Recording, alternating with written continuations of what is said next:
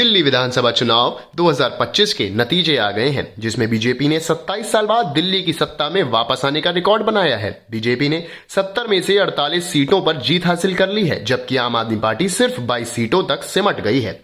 2020 के चुनाव में आम आदमी पार्टी ने 62 सीट जीती थी, लेकिन इस बार उसे भारी नुकसान हुआ है। कांग्रेस इस चुनाव में एक भी सीट जीतने में सफल नहीं रही।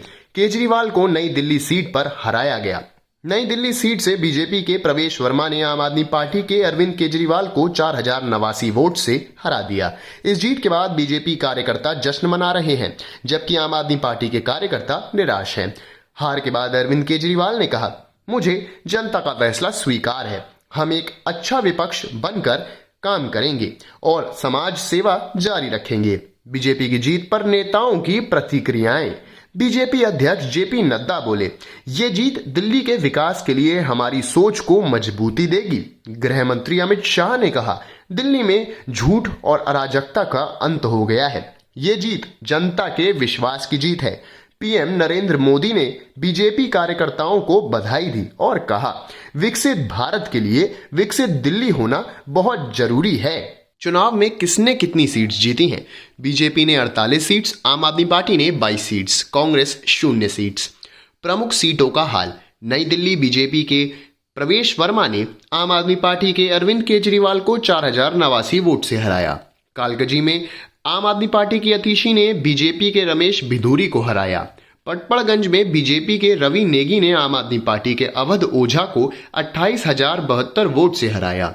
द्वारका में बीजेपी के प्रद्युमन राजपूत ने आम आदमी पार्टी के विजय मिश्रा को हराया।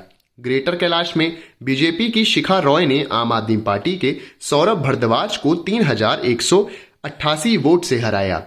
करोल बाग में बीजेपी के अनिल परिहर ने कांग्रेस के अजय माकन को हराया। जंगपुरा में बीजेपी के तरविंदर सिंह मरवा ने आम आदमी पार्टी के मनीष सिसोदिया को 675 वोट से हराया। चुनाव में क्या खास रहा? 60% से ज्यादा लोगों ने वोट डाला। बीजेपी ने 27 साल बाद जीत हासिल की है। आम आदमी पार्टी का सपोर्ट कम हुआ, जिससे बीजेपी को फायदा मिला। बीजेपी के विकास और विश्वास के मुद्दे ने काम किया। कांग्रेस का पूरी तरह सफाया हो गया। दिल्ली की राजनीति में बड़ा बदलाव। इस जीत के साथ बीजेपी ने 27 साल बाद सत्ता में वापसी की है। आम आदमी पार्टी को अब मजबूत विपक्ष की तरह काम करना होगा। ये चुनाव दिखाता है कि दिल्ली की जनता नए नेताओं और नए विचारों को सपोर्ट करती है। बीजेपी अब अगले 5 साल तक दिल्ली में अपनी सरकार चलाएगी और जनता के विकास के लिए काम करेगी। धन्यवाद।